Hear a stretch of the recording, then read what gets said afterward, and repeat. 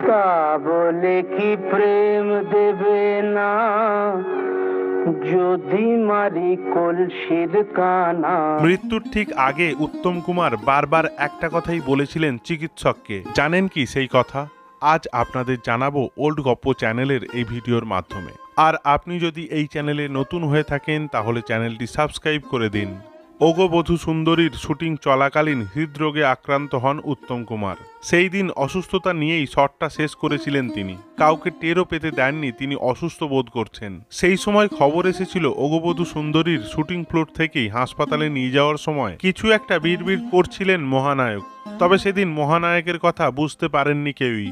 বেলভিউতে নিয়ে যাওয়ার পর ডক্টর সুনীল সেনের তত্ত্বাবধানেই দ্রুত শুরু হয় উত্তমের চিকিৎসা। তখনও অস্পষ্ট কিছু একটা বলে চলেছিলেন উত্তম।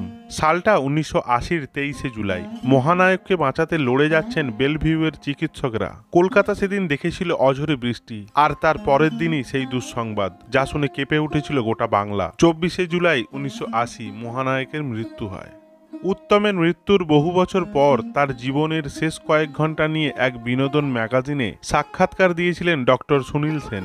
তিনি জানিয়েছিলেন বহুদিন ধরেই শ্বাসকষ্টে ভুগছিলেন উত্তম কুমার। নিয়মিত ডাক্তারও দেখিয়েছিলেন, নিয়ম মেনে ওষুধও খেতেন। তবে উত্তমকে বারবার লাইফস্টাইল বদল করার কথা বলা হতো। তার উত্তরে উত্তম শুধু একটা কথাই বলতেন, আমাকে বাঁচিয়ে রাখুন।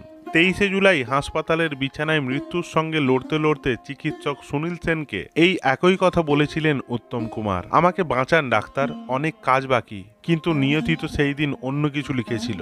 ডাক্তারের হাজার চেষ্টাতেও বাঁচানো যায়নি মহানায়ককে। জানা যায় মৃত্যুর আগে মোট 3বার হার্ট অ্যাটাক হয় তার। 24শে জুলাই শেষ নিঃশ্বাস ত্যাগ করেন মহানায়ক। মহানায়কের মৃত্যুর 45 বছর পরও উত্তমের অভাব বোধ করে গোটা টলিউড অনুরাগীরা। আর তাই তো আইনক্সে যখন নায়ক ফের মুক্তি পায়, রেকর্ড ব্যবসা করে নতুন প্রজন্মের হাত ধরে সোশ্যাল মিডিয়ায় ছড়িয়ে পড়ে উত্তমের নায়ক অবতার।